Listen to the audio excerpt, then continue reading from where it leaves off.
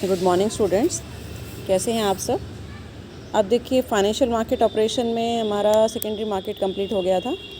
उसके बाद देखिए नेक्स्ट चैप्टर हमारा आता है इन्वेस्टर्स प्रोटेक्शन, है ना। इन्वेस्टर प्रोटेक्शन, अब देखो नाम से पता चल रहा है इन्वेस्टर को प्रोटेक्ट करना। अब देखिए सबसे पहला कि कैपिटल मार्केट एग्जिस्ट ही ओनली तब कर सकती है जब इन्वेस्टर्स इन्वेस्ट करें, है ना। कैपिटल मार्केट का जो वी कैन से एग्जिस्टेंस है वो इन्वेस्टर से ही है। तो इन्वेस्टर्स के कॉन्फिडेंस को बूस्ट करना बहुत ज़रूरी है अगर आप कैपिटल मार्केट की ग्रोथ चाहते हैं। तो इसलिए जो इन्वेस्टर्स हैं, चाहे वो प्राइमरी मार्केट हो चाहे वो सेकेंडरी मार्केट हो, उनको प्रोटेक्ट करना, उनके इंटरेस्ट को प्रोटेक्ट करना बहुत ज़रूरी है।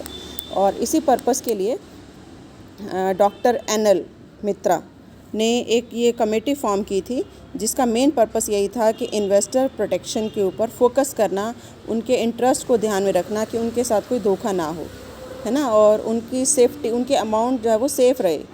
तो उनकी सेफ्टी को ध्यान में रखते हुए ये इन्वेस्टर प्रोटेक्शन एक्ट बनाया गया है ना। अब देखिए नेक्स्ट क्वेश्चन राइज होता है, हु इज़ इन्वेस्टर। इन्वेस्टर है कौन? क्या जो बैंक में पैसे जमा करा रहा है क्या वो इन्वेस्टर है ना, या कोई और किसी तरह का काम कर रहा है क्या वो इन्वेस्टर है? तो इन्वेस्टर एक ऐसा पर्सन है जो फ्यूचर के लिए अपनी मनी को इन्वेस्ट करता है ताकि उसको क्या मिले, रिटर्न मिले, है ना। तो इसमें इंडिविजुअल भी आ सकते हैं, कोई कंपनी भी आ सकती है, कोई बैंक भी हो सकता है, कोई फाइनेंशियल इंस्टीट्यूशन भी हो सकता है, कोई कोऑपरेटिव सोसाइटी भी हो सकती है। तो अगर एक जो पर्सन है वो जितना कमा रहा है और जितना वो कंज्यूम कर रहा है उसमें डिफरेंस है, मतलब वो अर्निंग उसकी ज़्यादा है, कंजम्पशन उसका कम है, खर्चा उसका कम है, तो सरप्लस मनी उसके पास बच जाती है, तो वो डिसीज़न लेता है कि वेयर टू इन्वेस्ट, ये जो अमाउंट बचा उसको वो कहाँ पर इन्वेस्ट करे। अगर वो अपने पर्सनल पर्पस के लिए एक फ़्लैट परचेज़ कर लेता है तो वो इन्वेस्टर नहीं है ना। लेकिन अगर वो जो अमाउंट है वो मार्केट में, चाहे वो प्राइमरी मार्केट में या सेकेंडरी मार्केट में इन्वेस्ट करता है, तो वो क्या बन जाता है, इन्वेस्टर। और उसको उसके बदले में क्या मिलता है, डिविडेंड या इंटरेस्ट। अगर वो शेयर्स परचेज़ करेगा, सिक्योरिटी परचेज़ करेगा तो डिविडेंड मिलेगा। अगर वो डिबेंचर परचेज़ करेगा, है ना, या बैंक में डिपॉजिट कराएगा या म्यूचुअल फंड में करेगा, है ना, तो उसके बदले में उसको जो मिलेगा उसको हम क्या कहेंगे, इंटरेस्ट। तो यहाँ पर रिस्क होता है, टाइम एंड रिस्क, ये दो फैक्टर हैं इन्वेस्टमेंट के लिए कि कितने टाइम के लिए आप इन्वेस्ट कर रहे हैं और कितना रिस्क आपको बेयर करना होता है। तो investor tries to match the risk and return, जितना ज़्यादा वो रिस्क लेगा उतने रिटर्न ज़्यादा होंगे, है ना। जैसे इक्विटीज़ हैं, इक्विटी शेयर्स, उसमें अगर वो इन्वेस्ट करता है तो उसमें रिस्क बहुत ज़्यादा होता है लेकिन उसमें रिटर्न्स भी फिर अच्छे होते हैं, है ना। और अगर वो इस तरह से डिबेंचर में इन्वेस्ट करता है, वो चाहता है रिस्क ज़्यादा नहीं लेना चाहता, तो फिर वो जो फिक्स्ड इनकम वाली जो सिक्योरिटीज़ हैं वहाँ पर इन्वेस्ट करता है। आप देखिए इसके क्या फ़ीचर्स हैं इन्वेस्टर्स के, कि has the following features. First one is time. जो इन्वेस्टर है plans for a longer time horizon, है ना, कुछ टाइम के लिए, शॉर्ट टाइम के लिए भी हो सकता है, लॉन्ग टाइम के लिए भी हो सकता है। तो जनरली जो लॉन्गर टाइम की इन्वेस्टमेंट होती है वही रिटर्न ज़्यादा देती है। और सेकेंड, वो एज्यूम करता है कि रिस्क ज़्यादा नहीं होना चाहिए, ही एज्यूम मॉडरेट रिस्क, है ना। डिसीज़न, ही कंसिडर फंडामेंटल फैक्टर्स, कि डिसीज़न लेने से पहले कि कहाँ इन्वेस्ट करे वो फंडामेंटल फैक्टर्स को देखता है और ये देखता है कि जो है वो रिस्क कितना है ना। और इसी तरह से इवेल्यूट करता है कंपनी की परफॉर्मेंस को, उसके बेस पर ही वो डिसीज़न लेता है। लॉन्ग टर्म परफॉर्मेंस, जो इन्वेस्टर है वो इंटरेस्टेड होता है लॉन्ग टर्म रिटर्न के लिए, है ना। तो फिर वो जो है वो लॉन्ग टर्म परफॉर्मेंस को देखता है कंपनीज़ की, जिसके बेस पर उसको डिसीज़न लेना होता है। End funds, generally he uses his on fund, generally वो बोरो नहीं करना चाहता। एक नॉर्मल जो इन्वेस्टर है, जो स्पेकुलेटर नहीं है, वो बोरो नहीं करता, वो अपने ही मनी को इन्वेस्ट करता है। तो ये इन्वेस्टर के कुछ फीचर्स हैं। आप देखिए कि इन्वेस्टर इन्वेस्टमेंट क्यों करते हैं, वो क्या चाहते हैं, उनके क्या ऑब्जेक्टिव हैं। तो सबसे पहला वो क्या चाहते हैं, return. Investor invest money to earn a good rate of return on their amount so that he can maximise the earning, अपनी अर्निंग को वो बढ़ा सकें, इसके लिए वो चाहते हैं कि उनको ज़्यादा से ज़्यादा रिटर्न मिले। आप देखिए रिटर्न कैसे निकाली जा सकती है कि एंड पीरियड वैल्यू, जो भी सिक्योरिटी उन्होंने परचेज़ की तो उसकी at the end of the maturity period उसकी क्या वैल्यू है और उसने ख़रीदे कितने की थी, एक तो वो, प्लस जितना डिविडेंड उन्होंने रिसीव किया divided by beginning period value, ये रेट ऑफ रिटर्न आ जाता है कि उन्होंने कितना अर्न किया। सेकेंड इज़ लिक्विडिटी, है ना। लिक्विडिटी क्या है कि जब इन्वेस्टर्स को अगर ये पता हो कि जब भी उनको मनी की रिक्वायरमेंट होगी तो वो इजीली उन सिक्योरिटीज़ को कैश में कन्वर्ट करा सकते हैं। तो इट मीन्स वो एसेट कैसी है, लिक्विड। लेकिन अगर आप जैसे मान लो बैंक में आपने डिपॉजिट कराया, फिक्स डिपॉजिट कराया, या पोस्ट ऑफिस के आपने एनएससी परचेज़ कर लिए, तो उसके अंदर लिक्विडिटी इतनी ज़्यादा नहीं है ना। ऐसा नहीं है कि किसी भी टाइम आप उसको सेल कर सकते हैं, आपको उसको प्री मैच्योर कराना होगा, है ना, और उसके लिए भी फॉर्मेलिटीज़ होती हैं। तो जो सिक्योरिटीज़ हैं शेयर मार्केट में, जो स्टॉक एक्सचेंज में जो आप सिक्योरिटीज़ सेल कर सकते हैं, उसके अंदर लिक्विडिटी ज़्यादा होती है। तो अगर जो इन्वेस्टमेंट है उसकी मार्केटेबिलिटी ईजी है तो वो इन्वेस्टर्स के लिए ईजी हो जाता है कि वो अपना डिसीज़न ले सकते हैं कि यहाँ पर उनको इन्वेस्ट करना है। और हेज अगेंस्ट इन्फ्लेशन, क्योंकि जैसे पता है आपको महंगाई बढ़ती ही जा रही है, तो इस तरह से अगर इन्वेस्टमेंट की हुई है तो इसमें प्रोटेक्शन मिल जाती है अगेंस्ट इन्फ्लेशन, है ना। जैसे इन्फ्लेशन होता है, हर चीज़ के प्राइसेस बढ़ते हैं, तो इन सिक्योरिटीज़ के प्राइसेस भी बढ़ते हैं और वो इसको जो है वो कॉम्पनसेट कर लेते हैं। एंड रिस्क, कि जो इन्वेस्टर्स हैं वो चाहते हैं कि उनको रिटर्न्स तो मिले लेकिन रिस्क ज़्यादा ना हो, बीच का रिस्क हो। अगर उनको लगता है कि कहीं पर रिस्क ज़्यादा है तो फिर वो वहाँ पर इन्वेस्टमेंट नहीं करते जहाँ बहुत ज़्यादा रिस्क होता है।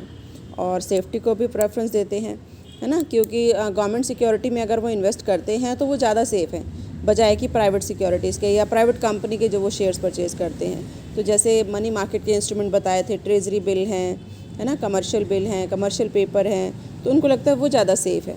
तो सेफ्टी नॉर्म्स को भी वो ध्यान में रखते हैं कि उनकी मनी जो प्रिंसिपल अमाउंट है वो भी सेफ़ रहे, है ना। तो ये कुछ ऑब्जेक्टिव हैं जिनको कि ध्यान में रखते हुए वो डिसीज़न लेते हैं वेयर टू इन्वेस्ट। उसके बाद देखिए नेक्स्ट हमारा आता है इन्वेस्टर प्रोटेक्शन। तो जैसे अभी बताया था कि कैपिटल मार्केट एग्जिस्ट ही तभी करती है जब इन्वेस्टर्स हों।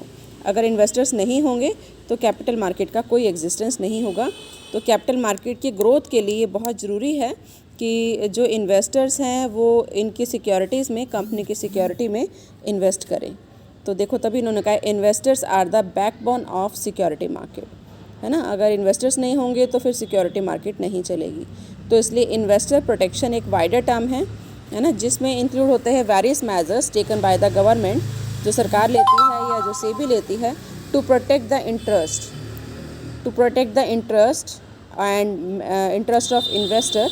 और वी कैन से जो कंपनी की मेल प्रैक्टिसेस होती हैं, बुरी प्रैक्टिसेस होती है कंपनी की, ब्रोकर्स की, मर्चेंट बैंकर्स की या इशू मैनेजर्स की, है ना, उनसे इन्वेस्टर्स को बचाने के लिए। तो क्योंकि जो इन्वेस्टर्स का कॉन्फिडेंस बहुत इंपॉर्टेंट पार्ट है, इन्वेस्टर्स का कॉन्फिडेंस जीतना होता है कंपनीज़ को, तभी वो वहाँ पर इन्वेस्ट कर सकते हैं या डिसीज़न ले सकते हैं।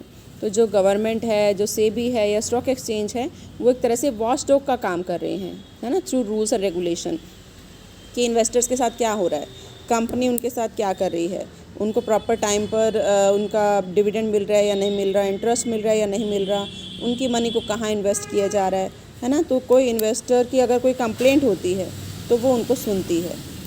तो देखिए अब स्टॉक एक्सचेंज इन कंप्लेंट्स को जो है वो इतना ज़्यादा वो नहीं सुनता। इसके लिए अलग अलग उन्होंने कमेटीज़ बनाई हुई हैं, अलग अलग सेल बनाए हुए हैं जहाँ पर इन्वेस्टर्स जाकर अपनी कंप्लेंट कर सकते हैं।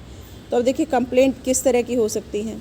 फर्स्ट वन है कंप्लेंट अगेंस्ट ब्रोकर्स, कि जो ब्रोकर्स हैं, जो मिडलमैन का काम करते हैं, जो सिक्योरिटी को सेल एंड परचेज़ करते हैं स्टॉक एक्सचेंज के अंदर, रजिस्टर्ड ब्रोकर्स होते हैं, उनके अगेंस्ट भी कंप्लेंट हो सकती हैं। तो investors make complaint mainly against agents के, या जो सब ब्रोकर्स हैं उनके अगेंस्ट कंप्लेंट हो सकती हैं रिगार्डिंग द प्राइस, क्वांटिटी, या डिलीवरी डिफेक्टिव हुई या डिले हुई डिलीवरी, है ना, या पेमेंट नहीं हुई, सेल कर दिए शेयर्स, डिबेंचर सेल कर दिए, उनकी पेमेंट नहीं हुई, इस तरह की हो सकती हैं। या कंपनी के अगेंस्ट हो सकती हैं कि उनको शेयर्स अलॉट तो हो गए बट अलॉटमेंट लेटर नहीं मिला, रिफ़ंड नहीं मिला, रिफ़ंड लेटर नहीं मिला, डिविडेंड नहीं मिला या इंटरेस्ट नहीं मिला, है ना। तो इस तरह की कंपनी से रिलेटेड भी कंप्लेंट हो सकती हैं।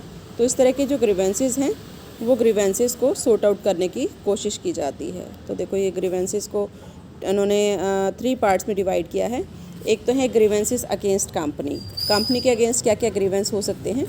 तो देखो डिले इन ट्रांसफ़र और डिले इन डीमेटलाइजेशन, कि जैसे शेयर ट्रांसफ़र हुए तो डीमेट अकाउंट में ट्रांसफ़र होता है, उसमें डिले हो गया, या नॉन पेमेंट और non delayed payment of dividend की अनाउंसमेंट हो गई लेकिन उसकी पेमेंट नहीं हुई, है ना, या मीटिंग हो चुकी है बट मीटिंग का नोटिस नहीं मिला था, एनुअल रिपोर्ट नहीं मिली, या फिक्स्ड डिपॉजिट की जो पेमेंट की गई वो अभी तक नहीं हुई, non receipt of right share offer कि राइट शेयर इशू हो चुका है लेकिन किसी शेयर होल्डर को उस ऑफ़र को भेजा ही नहीं गया, है ना, या डुप्लीकेट शेयर इशू हो गए इन लिeu ऑफ लॉस्ट और मिसप्लेस शेयर्स, या नहीं हुए उसको डुप्लीकेट शेयर इशू करवाने हैं। तो इस तरह के ग्रीवेंसेस हो सकते हैं कंपनी के अगेंस्ट और ब्रोकर के अगेंस्ट कि non issue of contract note, कि कॉन्ट्रैक्ट नोट इशू नहीं हुआ, है ना, या डिलेड डिलीवरी हो गई सिक्योरिटी की, डिलेड पेमेंट हो गई, सेलिंग प्राइस नहीं दिया, सेल कर दिए शेयर्स लेकिन पेमेंट नहीं करी, या जो परचेज़ के जो चार्जेस लिए गए या जो कमीशन लिया गया वो हायर रेट से ले लिया गया जो एक्सचेंज का रेट है, charging brokerage for selling and purchasing of security at higher rate, है ना, या non passing of corporate benefit to purchaser कि परचेज़र से जो कॉर्पोरेट बेनिफिट थे उसको पास नहीं कराया गया, है ना। तो इस तरह के ग्रीवेंसेस हो सकते हैं ब्रोकर के अगेंस्ट। और देखिए डिपॉजिटरी पार्टिसिपेंट के अगेंस्ट भी हो सकते हैं कि delay in sending for dematerialisation of physical security कि फ़िज़िकल सिक्योरिटी को भेजने में लेट हो गया, है ना, non receipt of settlement of account कि स्टेटमेंट ऑफ अकाउंट नहीं भेजी बाय द अकाउंट होल्डर, और हाई रेट से चार्जेस ले लिए डीमेट अकाउंट के उसको मेंटेन करने के लिए, है ना, रॉन्गली डेबिट कर दिया डीमेट अकाउंट को जबकि डेबिट नहीं करना था, या सिक्योरिटीज़ भेजने में लेट हो गए। तो इस तरह के कुछ ग्रीवेंसेस हो सकते हैं कंपनी के अगेंस्ट, ब्रोकर के अगेंस्ट और डिपॉजिटरी पार्टिसिपेंट के अगेंस्ट। तो ये कुछ ऐसे मामले हैं, ऐसी कंप्लेंट्स हैं जो जनरली इन्वेस्टर्स करते हैं। अब नेक्स्ट क्वेश्चन अराइज होता है कि इसका निपटारा कैसे किया जाए। तो नेक्स्ट हम पढ़ेंगे रिड्रेसल ऑफ ग्रीवेंसेस कि स्टॉक एक्सचेंज भी इसको सॉर्ट आउट कर सकता है, वो उन्होंने क्या स्टेप्स लिए हैं, और इसी तरह से जो सेबी है ना, वो भी कर सकती है, गवर्नमेंट भी स्टेप लेती है, गवर्नमेंट भी इसके अगेंस्ट एक्शन लेती है। तो ये हम नेक्स्ट लेक्चर में पढ़ेंगे। अभी आप यहीं तक करना।